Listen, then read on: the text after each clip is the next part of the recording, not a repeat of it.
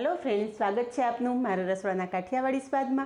हूँ भावनाबेन राठोड। आज आपणे बनावीशुं લીલી तुवेરની कढ़ी કે જેને ડખું પણ કહેવામાં આવે છે। તો ફ્રેન્ડ્સ, આ કઢી આપણે એકદમ અલગ રીતે બનાવશું। આ કઢી તમે રોટલી, ભાખરી કે બાજરાના રોટલા સાથે ખાશો તો બહુ મજા આવશે। તો શિયાળામાં એક વખત ચોક્કસ બનાવો। તો વિડીયો પૂરેપૂરો જોજો અને વિડીયો પસંદ આવે તો વિડીયોને લાઇક, શેર અને સબસ્ક્રાઈબ કરી પાસે રહેલું બેલ પ્રેસ કરો, જેથી આવનારા નવા વિડીયો સૌથી પહેલાં આપને મળે। તો ચાલો બનાવીએ લીલા લસણથી ભરપૂર એવી લીલી તુવેરની કઢી। આજે આપણે બનાવીશું લીલી તુવેરનું ડખું કે કઢી।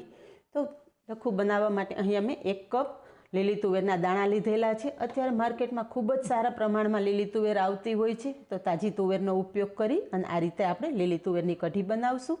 તો અત્યારે આપણે લીલવાને બાફવાની ઝંઝટ વગર એકદમ અલગ રીતે આ લીલી તુવેરનું ડખું બનાવશું। તો જેના માટે અહીંયા મેં 1 કપ જે તુવેરના દાણા લીધા છે એ મિક્સર જારમાં લઈ લેશું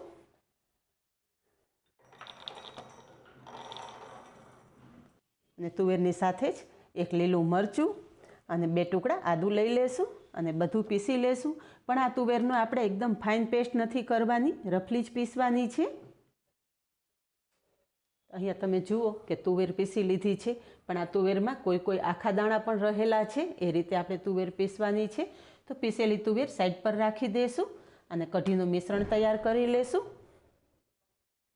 એના માટે અહીંયા મેં 2 કપ જેટલી ઘરની જ છાશ લીધેલી છે। થોડી ખાટી હોય એવી છાશ લેશો તો આ ડખું બહુ સ્વાદિષ્ટ બનશે। હવે આમાં આપણે ચણાનો લોટ ઉમેરવાનો છે। તો ચણાનો લોટ ચાળીને ઉમેરશું। એના માટે એક ચાયણી રાખેલી છે અને એમાં 2 ચમચી જેટલો ચણાનો લોટ ઉમેરશું। ચણાનો લોટ આ રીતે ચાળીને ઉમેરશો એટલે લોટ છાશ સાથે એકદમ ઝડપથી મિક્સ થઈ જશે। જો તમે એમ જ ચણાનો લોટ ઉમેરી દેશો તો લોટના ગાંઠાને હિસાબે કઢી મિક્સ કરવામાં વધારે સમય લાગશે। લોટ ચાળી લીધા પછી છાશ સાથે સારી રીતે મિક્સ કરી દેશું। તો રેગ્યુલર કઢી તો આપણા દરેક ઘરમાં બનતી જ હોય છે, પણ જ્યારે લીલી તુવેર મળતી હોય ત્યારે લીલી તુવેરની આ કઢી બનાવશો, ખૂબ જ સ્વાદિષ્ટ બનશે અને સાથે હેલ્ધી પણ બને છે। તો અહીંયા આપણું કઢીનું મિશ્રણ તૈયાર થઈ ગયું છે। હવે કઢી બનાવશું। તો કઢી બનાવવા માટે ગેસ પર કઢાઈ રાખેલી છે। કઢાઈમાં 1 ચમચી તેલ ઉમેરશું। તેલ ગરમ થતાં અડધી ચમચી રાઈ, અડધી ચમચી જીરું અને 20 થી 25 દાણા મેથીના ઉમેરશું। ગમે ત્યારે કઢી બનાવો મેથી ખાસ નાખવાની। કઢીમાં મેથીની બહુ જ સરસ સુગંધ આવે છે અને સ્વાદ પણ કઢીનો એકદમ સરસ આવે છે। રાઈ, મેથી અને જીરું એકદમ સારી રીતે કકડાવી લેશું। તો બધી જ વસ્તુ સારી રીતે કકડી ગયા પછી 5 થી 6 મીઠા લીમડાના પાન ઉમેરશું અને જે આપણે ક્રશ કરીને રાખેલી તુવેરના દાણા છે એ કઢાઈમાં ઉમેરી દેશું। ગેસની ફ્લેમ એકદમ ધીમી રાખી અને તુવેરના દાણાને સારી રીતે સાંતળી લેશું।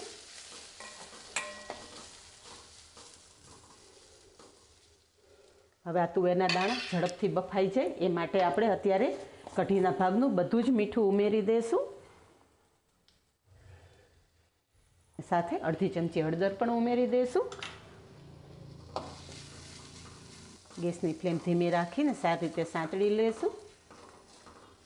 તો ઘણી વખત તુવેરની કઢી બનાવવા માટે તુવેરના દાણા બાફીને ઉમેરતા હોય છે, પણ જો તમે આ રીતે કરશો તો તુવેરની કઢી ઝડપથી બની જશે અને સ્વાદિષ્ટ પણ બનશે। હવે અત્યારે આપણી ગેસની ફ્લેમ એકદમ ધીમી જ રાખેલી છે। એકાદી મિનિટ ઢાંકણ ઢાંકી દેશું। હવે થોડી વાર પછી તુવેરના દાણા ચેક કરી લઈએ। અહીંયા તુવેરની દાણા એકદમ સરસ બફાઈ ગયા છે। હાથેથી પ્રેસ કરતાં તમે જોઈ શકો છો કે તુવેરની માથેથી છાલ ઉતરી જાય છે। તો હવે જે આપણે કઢીનું મિશ્રણ તૈયાર કરેલું છે એ આ રીતે થોડું હલાવી અને કઢાઈમાં ઉમેરી દઈશું।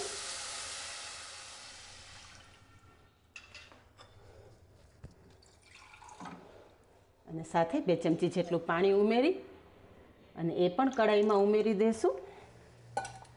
હવે બધું જ સારી રીતે મિક્સ કરી દઈશું।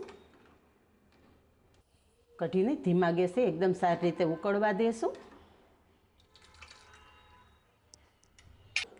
અહીંયા થોડીવાર કઢી ઉકળ્યા પછી તમે જોઈ શકો છો કે કઢી થોડી ઘટ થવા માંડી છે. મારા સાસુ કહેતા કે કઢી 7 ઉફાણે તૈયાર થાય. જેટલી કઢી ઉકળે એટલી કઢી મીઠી થાય સ્વાદમાં. તો કઢી બનાવવા ટાઈમે બિલકુલ ઉતાવળ નહીં કરવાની અને બને એટલી કઢીને ઉકાળવાની. અને કઢી ઉકાળવા ટાઈમે પણ ખાસ ધ્યાન રાખવાનું કે ગેસની ફ્લેમ એકદમ ધીમી રાખીને જ કઢી ઉકાળવાની.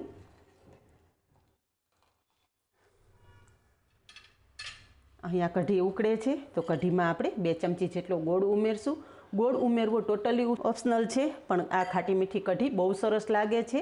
તો થોડો ગોળ ઉમેરશો તો બધા સ્વાદને બેલેન્સ કરશે. અને સાથે જ 2 ચમચી જેટલું લીલું લસણ ઉમેરશું. અટાણે લીલું લસણ પણ પુષ્કળ પ્રમાણમાં આવતું હોય છે, તો બને એટલો લીલા લસણનો પણ ખાસ ઉપયોગ કરવો જોઈએ.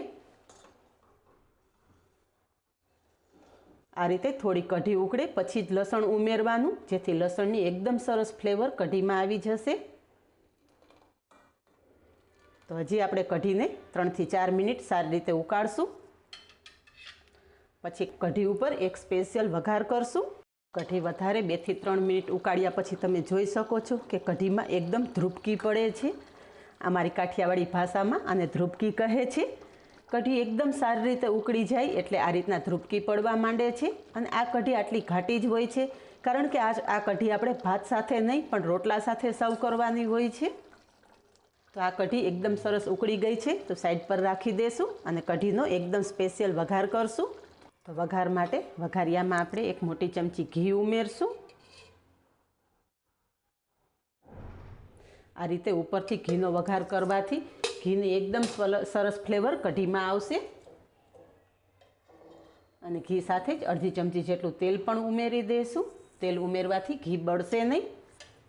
અહીંયા તેલ અને ઘી ગરમ થતાં ચપટી જ રાઈ ઉમેરશું.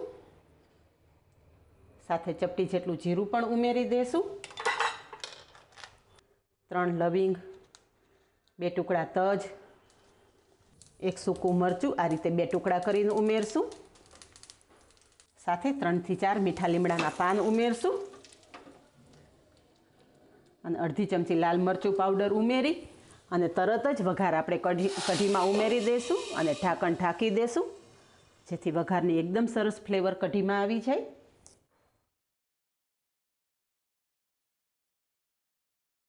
તૈયાર છે એકદમ સ્વાદિષ્ટ મસાલા સાથે લીલી તુવેરની કઢી કે ડખડિયું.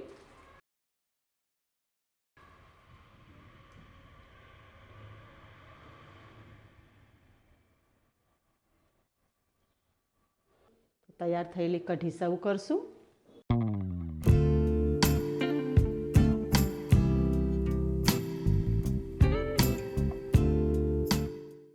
ઉપરથી થોડી કોથમરી અને લીલું લસણ નાખી અને ગાર્નિશ કરશું. તો તૈયાર છે સ્પેશિયલ મસાલા સાથે બનતી શિયાળા સ્પેશિયલ લીલી તુવેરની કઢી. આ જ રીતે બનાવો અને કમેન્ટમાં જણાવો કે આપને બધી જ ટિપ્સ સાથે અને પરફેક્ટ બનતી કઢીની રેસીપી કેવી લાગી. આજે બસ આટલું જ. મળીએ નેક્સ્ટ વિડીયોમાં. ત્યાં સુધી બાય. Thank you.